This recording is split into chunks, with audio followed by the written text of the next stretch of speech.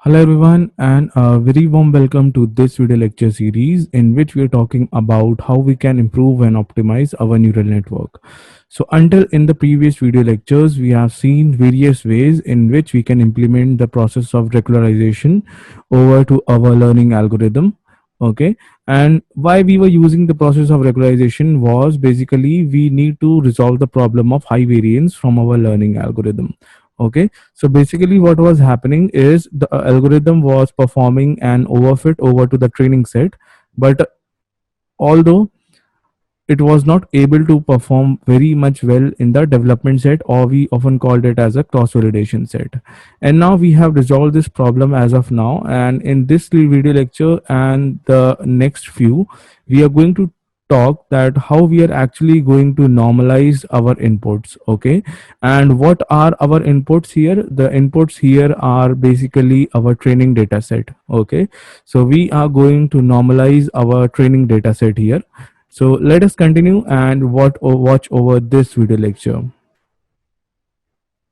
So how we can normalize the training set? So let us take this graph here where we are actually having two features in our training data set, and these two features are x1 and x2. So how we can write our matrix X of input features as x1 x2. Okay, so basically X is the input feature vector where the features are x1 and x2, and also we can see that the plot has been given here. Okay, these red points denote the data point here. Okay, and now what we need to do is we need to perform normalization here. And for performing normalization, the first thing that we are going to do is we are going to find out the mean here. Okay, so for all the data points given in our data set, the formula for finding the mean can be stated as mu equals to, so mu here is the variable that is denoted for finding the mean over all the training examples. Okay, so we are finding the mean for all the m training example, and therefore the summation would grow from I equal to 1 to I equal to m n over to all the training examples. Okay, so in this way the mu would denote that the mean of all the points over this data set. And the next thing that we need to do is we need to subtract this mean value from each data point. Okay, so x equals to, or colon equals to, x minus mu. Okay, so what we are basically doing here, we are subtracting the mean value from each and every data point. Okay, so this is the first thing that we have done here. Now you would ask one question, that we have done these calculation, now what is the visual significance of this? Actually, why are we performing these operations? So let us see this next graph that I'm going to show you here. So see this one, the graph that is shown in the middle of the screen. Okay, and compare it with the first graph that we have seen here. Okay, so what is the mean value of this first graph here? So suppose that I have the approximate mean value of this graph somewhat here. Okay, and after subtracting the mean value from each of these data points given here in the red dots, okay, now I have the new mean of this graph at the center point, that is at x1 x2 equal to 0. Okay, so what I am basically doing here by this operation is that I am shifting the mean value of these data points. Okay, so this is my new mean at mu, that is at x1 equals to x2 equals to 0. Okay, and now what I need to do now is I need to normalize. Okay, so I need to normalize these. Okay, and what is the process of normalization here is, for normalization I need to first find the value of sigma square. Okay, and what would be my value of sigma square for all the m training example, that is from I equal to 1 that goes up to I equal to m, and we need to find the individual squares of each element. Okay, so I think this would give the square of each element wise. Okay, and now what I need to do is I need to divide this x by sigma. Okay, so now what would be the value of sigma? The value of sigma would be under root 1 upon m summation I equals to 1 to m xi star star 2. Okay, this is the element wise square operation for each and every element in this x input vector. Okay, and now this is the process of normalization that we are basically performing here. And again, you have a question that why are we actually performing this calculation, that is the normalization step, and what is basically happening when we are performing this step. Okay, so you have this middle graph where you have the value of mean equal to 0. Okay, the mean lies at x1 equals to x2 equal to 0. And after performing this step, now let us see the graph that we will obtain here. Okay, so now you can see that these data points are also having the mean at x1 equal to x2 equal to 0. But what is the change in this third graph that we are seeing here is that this one is a little bit expanded graph. Okay, why? Because this function, you can see that this function is literally a kind of a bow shaped function. Okay, this is not a symmetrical one. Okay, but here you can see that this is now spreaded out in the form of a circular region. Okay, somewhat a circular region, not the exact one. Okay, so this is the thing that basically we are trying to do in normalization. Okay, we are going to change this bow shaped value into the spherical one. Okay, because if we have more number of features, this would be somewhat in the spherical shape. Okay, so now let us move to the next slide. But before moving to the next slide, one thing that we need to do here is that here I am telling you only to normalize the training set. Okay, and now while taking out the calculation for the testing data set, again you need to normalize the testing data set also. And now one thing that has to be noted here, that for normalizing the testing data set, it is not the case that you should find again the value of mu and again you will find the value of sigma. Okay, one thing to be noted here is that you will take the same value of mu and the same value of sigma that you are considering here for finding out the normalization in the training data set. Okay, because some people may often do that for taking the testing data set and for forming the calculations, they may take out the separate value of mu and sigma for having the calculations in the testing data set. So this should not be done.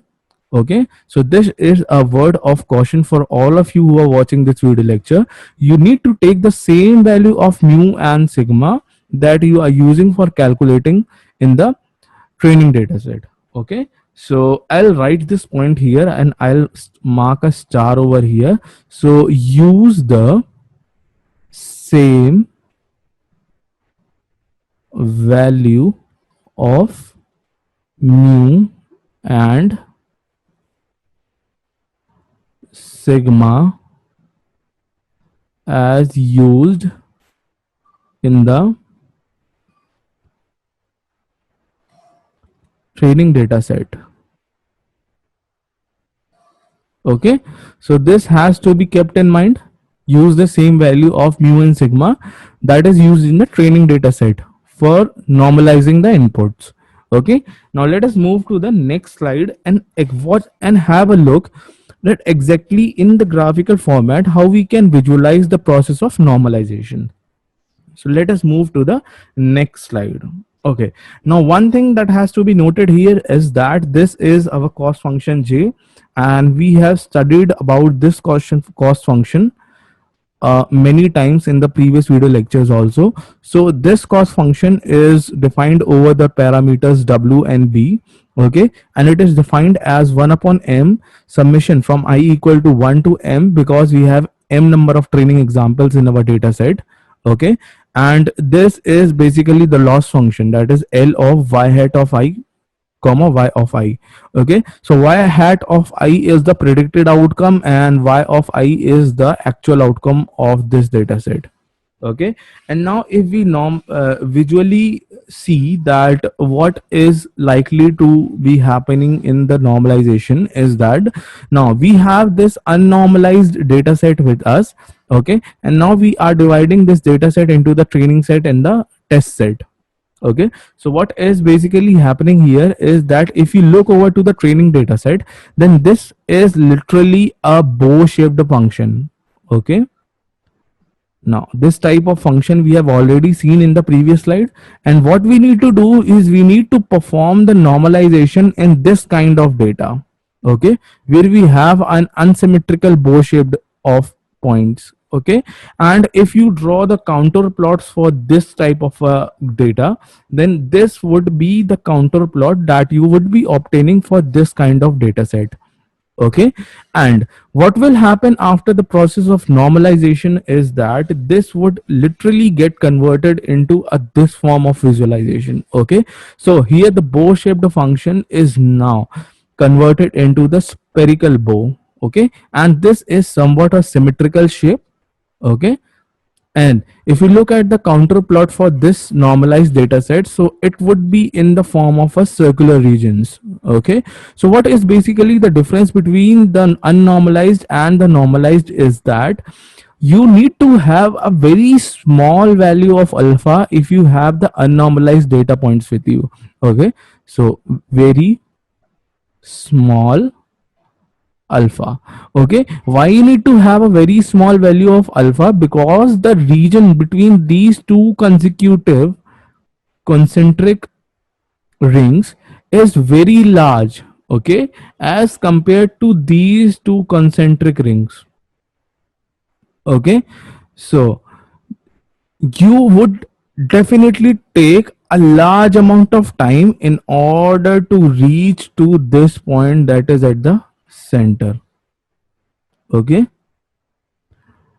and if you take this normalized input, then you would definitely take a very less number of time now in order to reach to the optimum value that is at the center of this contour. Okay, so this is basically the significance why we need to normalize the input points. Okay, because if you don't normalize the input points, then your algorithm would be very slow. Okay, and if you normalize this, then your algorithm would now be performing in a very fast manner.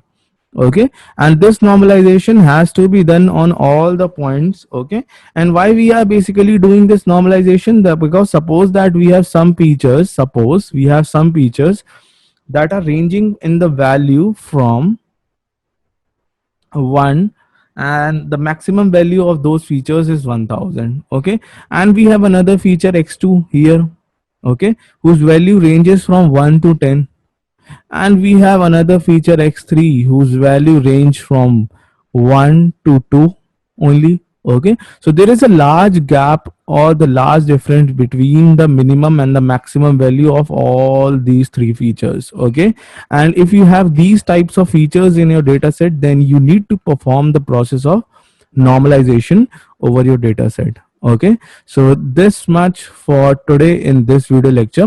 Although I'm not saying that it is mandatory for you to every time perform the process of normalization, if you're having this type of problem, then you can definitely perform the normalization over your data points.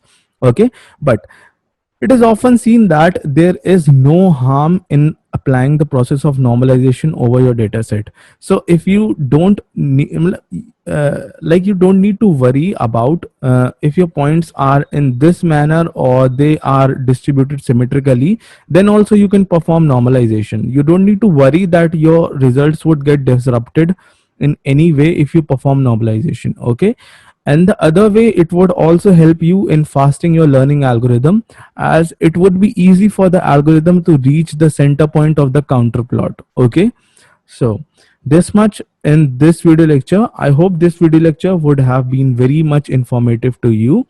Thanks for watching this video lecture. If you really like this video lecture, then hit the like button given below.